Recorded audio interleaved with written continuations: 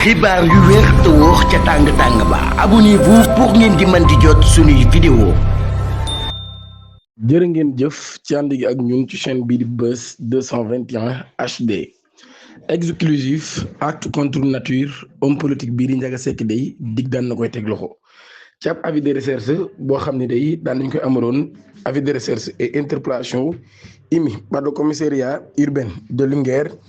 Matar Ndiaga Seck ñu naan ko Ndiaga Seck ay atam toll ci juróom fukk ak benn daan nañ koy teg loxo par la division des investigations criminelles DIC. bu ñu sukkandikoo ci information exclusive yu Seneweb acteur politique bi daan nañ koy cité par ku ñuy wax Amadou Lamine Dia ci mbirum enquête boo xam ne day dañoo ko tijji ginnaaw arrestation wu ginnaaw enquête boo xam ne dañ ko tijji woon ginnaaw arrestation 22 présumés homosexuels ci Jolof. enquêteurs yi nag de la police daan nañu collecté woon des preuves concordantes bu daw li nag moo daal di motiver kon interpellation woom pour des faits présumés d'acte contre nature après le placement sous mandat de dépôt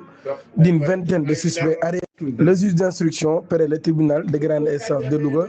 daan na transmis ab délégation judiciaire au commissariat urbain de Linguère pour la poursuite des investigations. C'est dans cette dynamique que l'opposition de sortie du territoire national est un avis de recherche on était lancé contre Ndiaga Seck.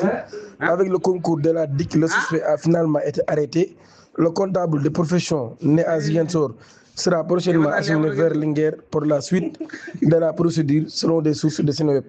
Abonné leen activé cloche de notification bi te aimé vidéo bi jërë ngeen